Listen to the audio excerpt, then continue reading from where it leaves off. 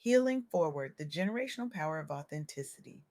Have you ever noticed how we carry invisible weights?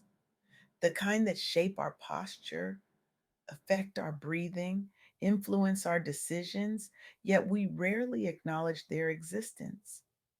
I recently had the profound privilege of interviewing Michelle Edmonds, a visionary whose work has transformed the landscape of healing uh, for Black women across generations. Michelle isn't just a thought leader, she's a soul guide who has helped thousands reclaim their authentic selves from the clutches of generational trauma. Her insights illuminate how unhealed wounds silently orchestrate our daily existence, particularly for those navigating space that weren't designed with us in mind. What makes Michelle extraordinary is her ability to see beyond individual healing to the ripple effects that extend through time, touching lives not yet born. When Michelle speaks about intentional healing, she doesn't offer quick fixes or Instagram worthy affirmations. She talks about the messy, sometimes uncomfortable work of recognizing how childhood experiences and societal expectations have programmed our responses to the world. And this recognition, it's just the beginning. We must recognize that unhealed childhood trauma and learned behaviors shape our daily lives and relationships, often without us realizing it, Michelle emphasized during our conversation. This awareness isn't meant to burden us, it's meant to free us. Think about it. How many times have you reacted to a situation and later wondered, where did that come from? That's your past speaking through your present. That's generational patterns asserting themselves in real time. That's your grandmother's fear of scarcity showing up when you hesitate to invest in yourself. That's your mother's learned silence emerging when you swallow your words in meetings. But here's where Michelle's perspective becomes truly transformative. Healing isn't just about fixing what's broken. It's about reclaiming what was always yours, your authentic self. For Black women, especially, authenticity comes at a premium. We're often asked to code switch, to shrink, to prove our competence twice over. We're expected to be strong without showing vulnerability, to be confident without being threatening, to be successful without outshining others. It's exhausting. And according to Michelle, it's also unnecessary. Consider the story of Michelle Gray Haywood, one of the first Black women to work in a federal government role within a male dominated industry. As part of the first four pioneering Black female students integrating Grinnell University during segregation era Georgia, Haywood faced isolation and constant doubt about her capabilities. What's remarkable isn't just that she persevered, it's how she persevered. Rather than contorting herself to fit expectations, Haywood built community with her peers. She didn't just ask for material resources, she requested respect. When colleagues questioned her abilities, she didn't work twice as hard to prove herself. She simply continued producing excellence while maintaining her dignity. Her authenticity became her superpower, not her liability. The results speak volumes. Her presence at Grinnell led to increased enrollment of Black students. She completed her degree early, despite adversity, and became recognized as an influencer who opened doors for other Black professionals. By refusing to diminish her light, she illuminated paths for generations to follow. This is what Michelle Edmonds means when she says authenticity is powerful. When we embrace who we truly are without apology, we don't just free ourselves, we create permission for others to do the same. But authenticity requires courage. It demands that we face our wounds rather than masking them with achievement, busyness, or the infamous strong Black woman cape. that so many of us have worn until it frayed. During our interview, Michelle emphasized that resilience can be generational. This struck me deeply. We often think of generational patterns in terms of trauma, the dysfunctions and difficulties passed down like unwanted heirlooms. But what if resilience, healing, and authenticity could be our legacy instead? Let me share another powerful example that Michelle highlighted.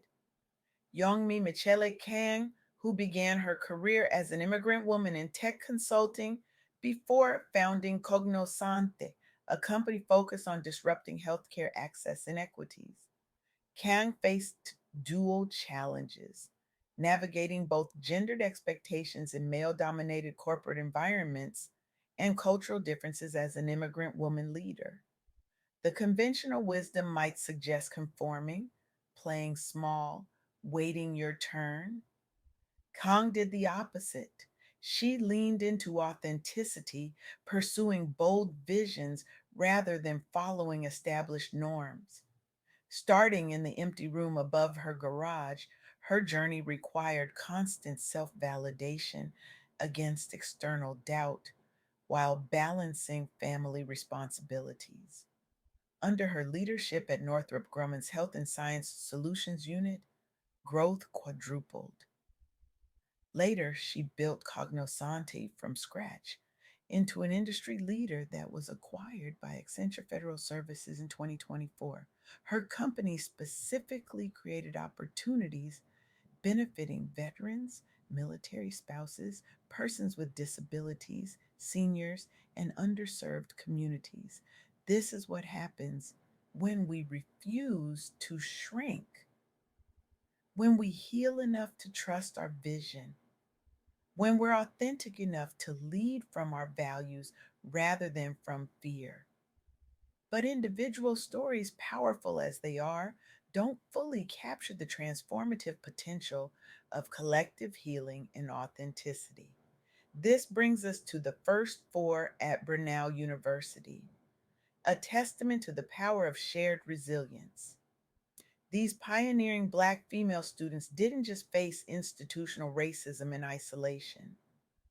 They built solidarity among themselves and engaged administration persistently despite misunderstanding and resistance. They advocated not only for themselves, but for all future minority students' needs to be respected and heard. Their presence led directly to greater diversity and inclusion over subsequent years. They navigated academic and social obstacles together while modeling healthy coping strategies under pressure. They laid groundwork so others could thrive without enduring similar hardships alone. Their legacy continues inspiring as young women to pursue goals unapologetically, regardless of outside perceptions or inherited limitations. This is generational healing in action, not just breaking cycles of harm, but creating new cycles of possibility. As Michelle so powerfully articulated, by facing our traumas and prioritizing healing, we break cycles for ourselves and create space for our children to grow with healthier life skills. This is where the personal becomes political, where individual healing becomes collective liberation. When we do our own work, when we face our wounds, embrace our authenticity, and practice resilience, we don't just transform our own lives, we transform the possibilities for everyone who comes after us. In what many are calling the soft girl era, we're learning that softness isn't weakness, it's a radical act of self love. It's about dropping the superwoman cape that's been weighing us down. It's about saying no without guilt and yes with intention. It's about reclaiming our identity, not the version shaped by family expectations, church roles, or boardroom rules, but the real us that's been waiting to bloom. Michelle challenges us to take time for honest self reflection about past hurts or limiting beliefs we may carry unconsciously into our present lives. or relationships. She invites us to choose one small step toward healing for ourselves that does not center anyone else's needs or expectations before our own. This isn't selfishness, it's self preservation. And for Black women who have historically been expected to preserve everyone but themselves, it's revolutionary. I'm reminded of Audre Lorde's profound words: caring for myself is not self indulgence, it is self preservation, and that is an act of political warfare. When Michelle speaks about intentional healing, she's inviting us into this same radical self care, not as a luxury, but as a necessity. The journey isn't easy. Healing rarely is. It requires us to sit with discomfort, to question patterns we've long accepted as normal, to set boundaries that may disappoint others, to prioritize our well being even when it feels foreign to do so. But the rewards extend far beyond our individual lives. When we heal, we create ripples that touch our children, our communities, our workplaces, our creative endeavors. We model possibilities that may have seemed unimaginable to previous generations. So today I challenge you to ask yourself, what would your life look like if you stopped carrying weights that were never yours to bear? What dreams might you pursue if fear of judgment no longer held you back? What relationships might transform if you showed up as your authentic self? I challenge you to identify just one pattern, one inherited belief or behavior that no longer serves you. Name it, write it down, and then commit to replacing it with something that honors your true self. Because here's the truth that Michelle Edmonds helped me see: your healing isn't just about you, it's about everyone who will ever know you, love you, or be influenced by you. It's about creating a new legacy, one of authenticity, resilience, and wholeness. The most revolutionary act you can perform isn't changing the world, it's healing yourself so thoroughly that the world changes around you. This is your invitation, not to perfection, but to progress, not to having all the answers, but to asking better questions, not to avoiding pain, but to moving through it with purpose. Your healing journey begins now, and generations yet unborn are waiting to thank you for it.